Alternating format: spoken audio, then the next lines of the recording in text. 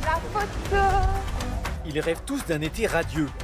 7 mois jusqu'aux Jeux de Paris. 7 mois pour une place au soleil. Un peu de chaleur dans sa préparation, c'est ce que l'équipe de France est venue chercher à Potchefstroom. Une quarantaine d'athlètes dans un complexe dédié à la performance.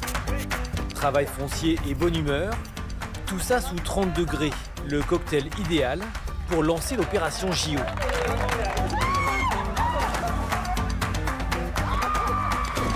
J'ai la banane.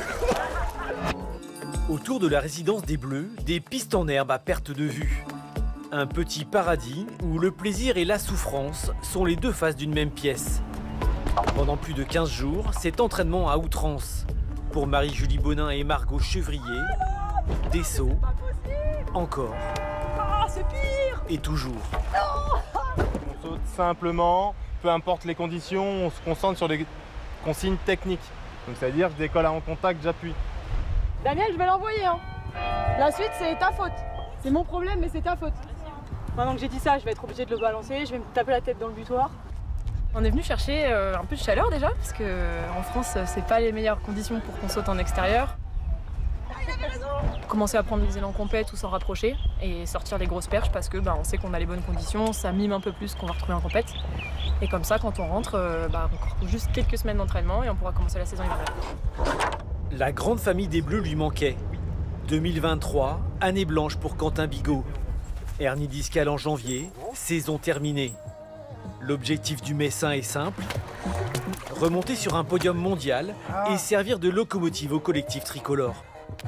Surtout de revoir toute l'équipe de France, rester intégré dans cette équipe, puis construire cet esprit bleu, comme Romain Barras en parle souvent. Voilà, c'est tout ça qui fait que c'est important d'être là sur ce stage.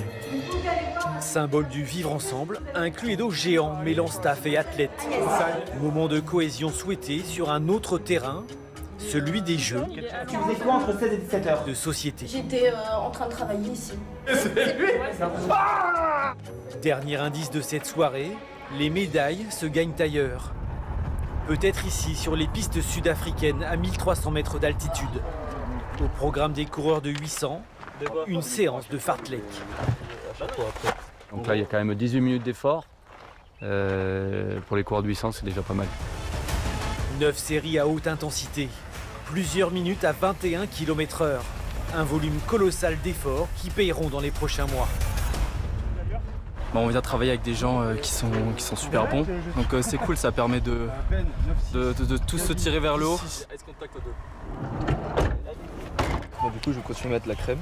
Ils ont des serpents et tout ici? Je sais pas. Ah, on les voit là-bas. On les voit bouger. C'est un lion de Sibérie et lui, c'est le lion d'ici. Chaque fois qu'il dit n'importe quoi, on confirme tout. Dernier moment de détente avant d'entrer dans une autre fosse au lion, l'arène de Saint-Denis. Grandir ou se faire dévorer. Ah, ça mord un peu. La sélection naturelle, au jeu comme ailleurs.